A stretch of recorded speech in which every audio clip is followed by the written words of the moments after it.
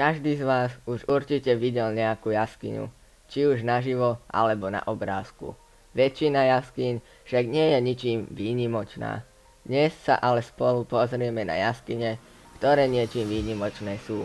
Moje meno je Tomáš a ja vás vítam u nového videa Top 5 najkrajších jaskyň. 5. miesto Fingalová jaskyňa. Fingalová jaskyňa sa nachádza na ostrove Staffa v Škótsku.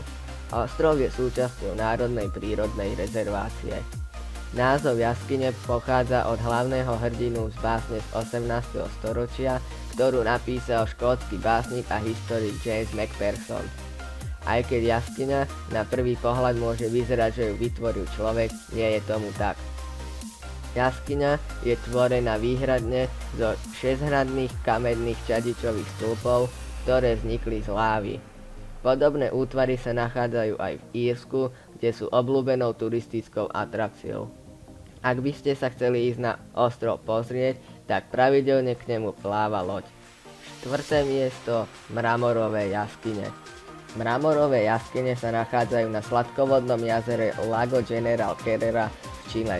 Je to najväčšie čilské jazero a zároveň aj najlepšie v celej Južnej Amerike. Pred tisíckami rokov pohyby ľadovcov na malom ostrove odkryli mohutné vrstvy mramoru.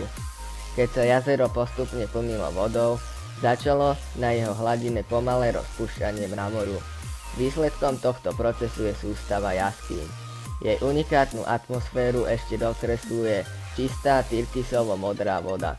Ak by ste sa sem však chceli ísť pozrieť, tak vám to asi zabere chvíľu času, pretože toto jazero sa od hlavného mesta Santiago de Chile nachádza približne 1500 km. To na bicykli asi neprejdete. 3. miesto ľadová jaskyňa Mendenhall. Jaskyňa Mendenhall sa nachádza nedaleko mesta Junev na Aliaške. Ide vlastne o 20 km dlhý ľadovcový pás, ktorý vytvoril úžasné divadlo. V istej časti je ľahko dostupný a vidieť ho môžete najmä z vonkajšej strany. V tomto teréne pripomína miestami obrovský zamrznutý vodopád. Môžete sa ale dostať aj dovnútra, kde sa ocitnete uprostred obrovského ľadového tunela. Jeho unikátnu modrastú farbu zabezpečuje špeciálne zloženie kryštálov, ktoré absorbujú prírodné svetlo takým spôsobom, že dokážu vytvoriť takéto unikátne sfarbenie. Po prvýkrát naplno odhalil nádheru tejto jaskyne Thomas Mendenhall v roku 1892, podľa ktorého nakoniec dostala aj pomenovanie.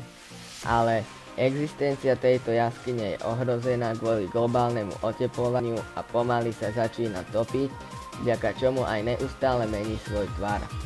2. miesto jaskyňa Waitomo Globeworm. Jaskyňa Waitomo Globeworm sa nachádza na Novom Zélande. Pri pohľade na strop tejto jaskyne máte pocit, ako by ste sa dívali na nebo plné hviezd. Ale nie je tomu tak. Takže na čo sa to vlastne dívate?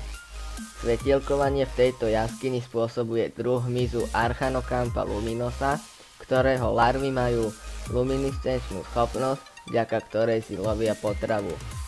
Ide o vzácny druh svetúšiek, ktorý veľkosťou pripomína našich komárov. Prvý prieskum tejto jaskyne sa uskutočnil v roku 1887 a sprístupnená pre verejnosť bola o 2 roky neskôr. Správcovia tejto jaskyne sa snažia túto jaskyňu chrániť aj pomocou štískovej technológie, vďaka ktorej monitorujú kvalitu ovzdušia, teplotu, vlhkosť a tak ďalej. A vďaka tomuto sem aj púšťajú iba obmedzený počet ľudí denne. 1. miesto jaskyňa Son Dong. Jaskyňa Son Dong, ktorá sa nachádza vo Vietname, je najväčšia jaskyňa na svete. Existuje veľa vecí, ktoré robia z tejto jaskyne pozoruhodné miesto. Nie je to iba jej veľkosť, a to síce, že je asi 9 km dlhá, 200 metrov vysoká a asi 150 metrov široká, ale hlavne to, čo všetko sa v nej nachádza. A teraz sa podržte, nachádza sa v nej tečúca podzemná rieka, džungla a rôzne ekosystémy. Jaskyňu našiel v roku 1991 miestny muž. Jaskyňa bola starostlivo preskúmaná a vláda umožnila organizovať výpravy do tejto jaskyne. Ak sem však budete chcieť ísť, budete si musieť trochu priplatiť, pretože výlet do tejto jaskyne vás vyjde na $3000. Ale zas, bude to nezabudnutelný zážitok.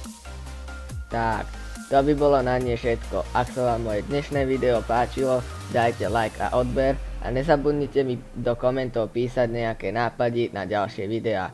Ja sa s vami zatiaľ lúčim a čaute.